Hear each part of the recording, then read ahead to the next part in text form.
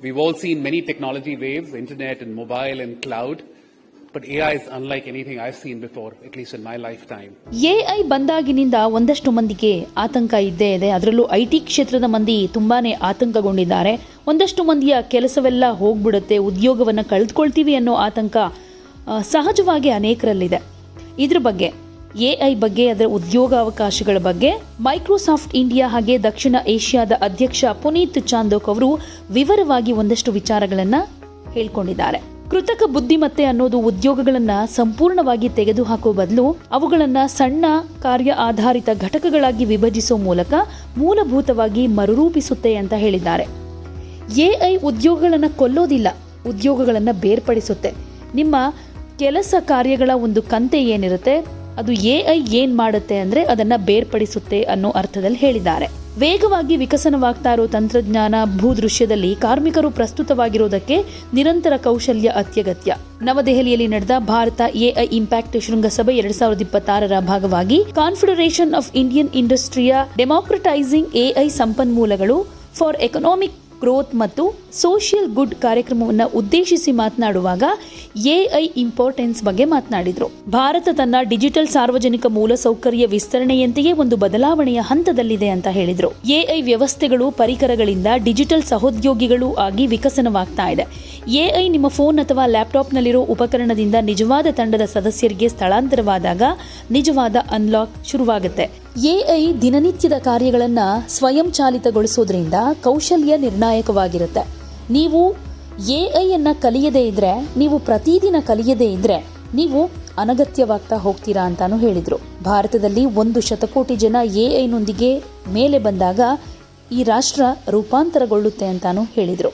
We've all seen many technology waves, internet and mobile and cloud, but AI is unlike anything I've seen before, at least in my lifetime. We have potentially the prospect of being able to create an intelligence. We have potentially the first time in humankind the ability to manufacture intelligence. And intelligence is the most valuable commodity on the planet. It's made this species successful. It's created everything of value. But potentially the ability to create an intelligence is something that we've never seen before, and that's something we're all very excited about. And you have to remind yourself, we're just 1,000 days in from the ChatGPT moment. AI feels like it's been here forever, but it's just been roughly 3 years. But the progress that we've made in the last 3 years has been eye-watering. The models that you're seeing today, the capabilities that you're seeing today are unlike anything we've seen in the last few months itself. So it's incredible to see how that's going in. And we're entering a new reality, folks. We're all used to putting intelligence to work through people. If you have any problem, any project in your business, what you do, you hire people, you bring people together.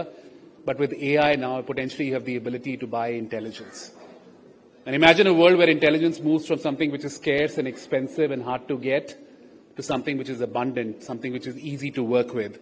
And that is a world we're getting all prepared for.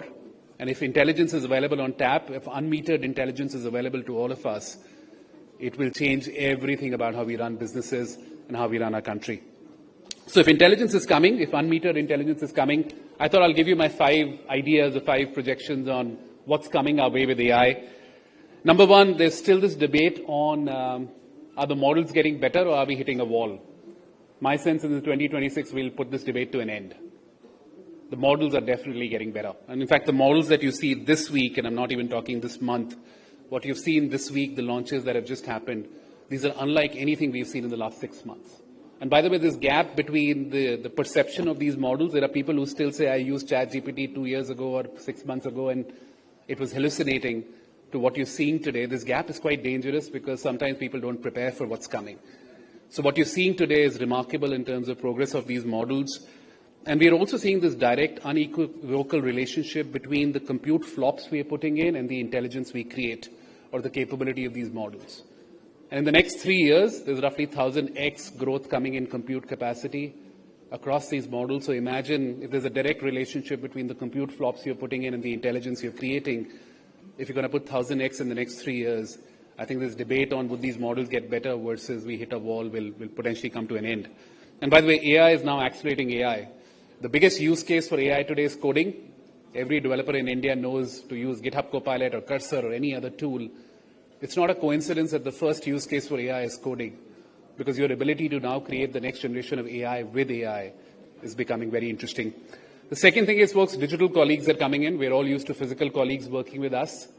We're not used to digital colleagues. And I think the real unlock for us will happen when AI moves from a tool on your phone or your laptop to a true teammate. And I spoke about the model capabilities, but agents are the way we're making these models useful for all of you and for businesses. These agents have perception. They see everything you see. They have cognition. They have intelligence. And they have agency. So they act with your permission, but not your involvement. So digital colleagues are coming, and we'll work with AI not just as a tool, but as a teammate. The inefficiency economy, and folks, trillion-dollar economies today in the world are built on what I call the inefficiency economy. Think about it. Your lawyer makes more money when the case goes on for longer. Your doctor makes more money when you're sick for longer. Your IT services partner makes more money if the project runs longer. It's an inefficiency economy, folks. The longer it takes, the more you make. That charade will end with AI, because AI doesn't bill hours, it gives you outputs. If AI can draft a legal document in 30 seconds, your lawyer will not be able to charge you by the hour. So I think this whole inefficiency economy will actually shift towards real outcomes, and all your providers bringing outcomes to you, not ours, which will be interesting for India to see. Every business will build an AI factory. We talk about sovereignty at the country level, which is important, but we also have to now think about sovereignty at the company level. If the model knows everything eventually, what do you stand for? What does your company stand for? What is your moat? And that's why you will see a generation of these sovereign company models being built, where you take an open source model, put the weights of your company's IP, put knowledge turns on it, and make it more sensible, more contextual to what you do in your business. And that's coming, folks. Now, by the way, the next generation of AI businesses are being built. Like I remember talking to startups, they used to talk about which cloud should I build on. Now they're talking about which API do I start with, which model do I work with. So the next generation of businesses in India are being built on AI, not just on cloud. And then the last thing, which is, we were having this conversation on jobs outside.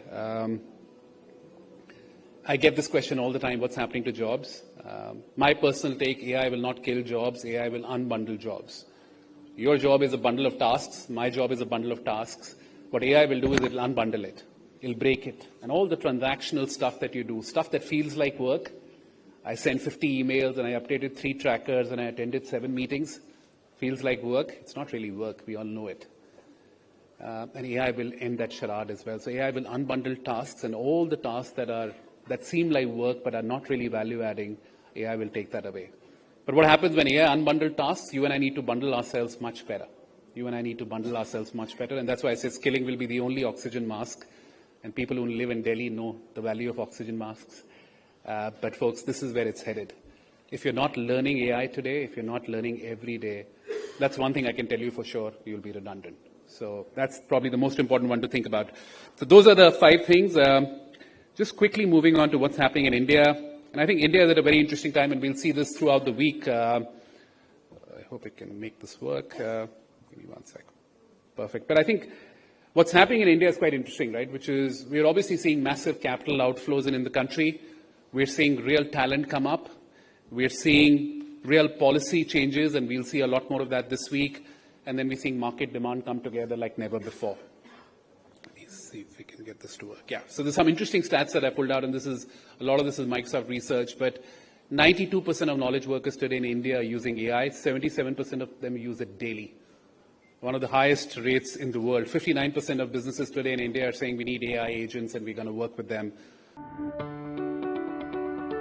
ಯಾವುದೇ ಸುದ್ದಿಯ update ಅನ್ನ miss ಮಾಡ್ಕೊಳ್ಬಾರ್ದು ಅಂದ್ರೆ ಈಗ್ಲೇ one ಇಂಡಿಯಾವನ್ನ subscribe ಮಾಡಿ. ನಿಮಗೆ ಬೇಕಾದ ಭಾಷೆಯಲ್ಲಿ ಎಲ್ಲಾ ಸುದ್ದಿ ತಿಳಿಬೇಕು ಅಂದ್ರೆ ಒನ್ ಇಂಡಿಯಾ ಆಪ್ ಅನ್ನ ಡೌನ್ಲೋಡ್ ಮಾಡ್ಕೊಳ್ಳಿ.